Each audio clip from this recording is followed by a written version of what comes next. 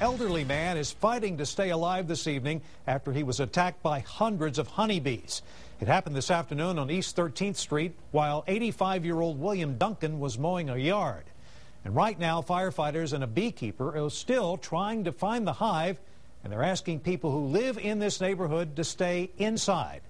KXAN's Jared Wise joins us live from East Austin with more on this bizarre attack this afternoon. Jared?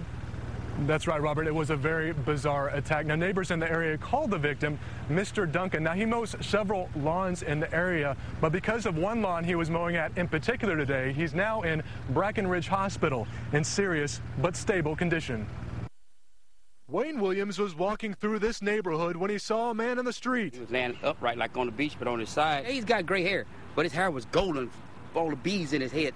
His arms, his bumps, and you could see the bites and stings on him. He realized it was a friend of his and tried to help, but was quickly caught in the crossfire. I stung in the back of the neck, but that was my cue to get the hell up out of here, and that's what I did. 911 was called, and EMS arrived a short time later, still unable to reach Mr. Duncan. One of our paramedics did receive a couple of stings, but certainly not to any significance. And it wasn't until firefighters arrived and donned with these special bee suits that they were then able to spray water and foam to try and remove the hundreds of bees covering Mr. Duncan. Reported to have anywhere from 500 to more stings. Brandon Fernkamp is a bee specialist and believes they were regular honeybees, possibly displaced from a nearby hive. He believes they found a temporary refuge in a grass pile on this lawn, and that's when they attacked. They get pretty defensive, and you know, like this gentleman here mowing the yard or something like that, lawnmowers, you don't ever want to mow around a beehive if you've got one. They do not like lawnmowers. This is not a very common deal for us, no. And while officials are still baffled as to how such an attack could happen,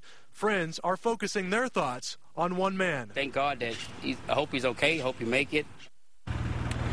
Now, paramedics tell us Willard Duncan was responsive when they transported him this afternoon, but obviously swollen from the hundreds of bees that attacked his hands and face. Reporting live in East Austin, Jared Wise, KXAN Austin News.